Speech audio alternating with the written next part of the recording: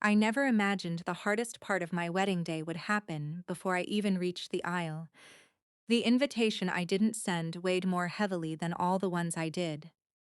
For months, people asked the same question. "Are you sure?" I always answered quietly.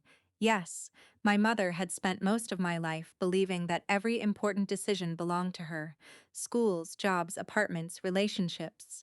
Nothing was ever simply mine. If I disagreed, she called it disrespect. If I pulled away, she called it betrayal. I spent years confusing obedience with love. When Daniel proposed, I promised myself our marriage would begin differently. Peace had to start somewhere. So I wrote my mother one letter. I told her I wasn't punishing her. I wasn't asking her to apologize in public. I simply wanted one day that belonged to me. I wished her well, but I asked her not to attend. She never replied. Part of me hoped silence meant acceptance. Another part knew better. The ceremony was held in a quiet garden surrounded by old oak trees. Friends chatted softly. My grandparents smiled through tears. Daniel squeezed my hand before the music began. For the first time in years, I felt still. Then the gates opened. My mother walked in without hesitation, dressed as though she were attending a gala instead of a wedding where she wasn't invited. She didn't slow down. She didn't look embarrassed. She looked offended. Her voice carried across the garden. "No daughter of mine uninvites her own blood." Every conversation stopped.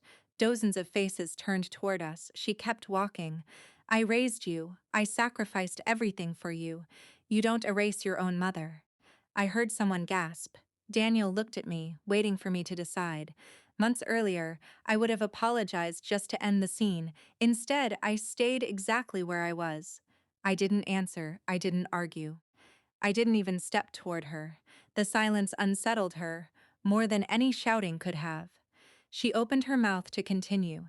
Then a chair scraped against the ground at the back of the garden. An older man stood. I recognized him immediately, Mr. Harris. He had once served as the court-appointed family mediator during the final years of my parents' custody dispute after their divorce. I hadn't seen him in nearly 15 years. He had been invited by my grandfather, who had remained in contact with him after all those years. Mr. Harris walked forward slowly. His voice wasn't loud. It didn't need to be. "Mrs. Collins," he said, "this young woman asked for one peaceful day." My mother's expression hardened. "This is a family matter." He nodded calmly. "It was a family matter years ago, too." The garden became completely silent. I remember recommending supervised contact after repeated violations of agreed boundaries. My mother's confidence faded. "I also remember your daughter asking, even as a teenager." That argument stopped because she was tired of being placed in the middle. No one moved. Mr. Harris looked toward me before continuing. "She isn't rewriting history today. She's finally living beyond it." For the first time in my life, someone with no personal agenda spoke aloud what I had spent years trying to explain. Not to shame my mother, not to defeat her, simply to acknowledge reality. She looked around the garden, expecting someone to defend her. No one did. Even relatives, who had once encouraged me to keep the peace, remained quiet. The silence belonged to everyone now. After several long moments, my mother adjusted her purse.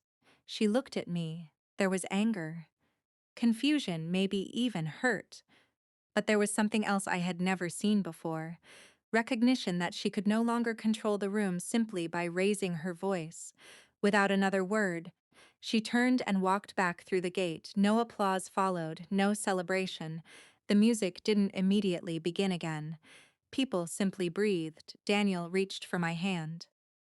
"Are you all right?" I looked toward the empty gate. I whispered, "I finally am." The ceremony resumed a few minutes later. The vows felt different than the ones we had rehearsed, not because the words had changed, because I had. Marriage wasn't rescuing me from my past. It was beginning after I stopped letting my past make every decision for me. I don't know whether my relationship with my mother will ever recover. Some wounds heal slowly. Some never return to what they were. But when I look back at our wedding photographs, I don't remember the interruption. I remember the moment I discovered that protecting my peace didn't require winning an argument. Sometimes dignity arrives quietly, sometimes it simply refuses to surrender its place.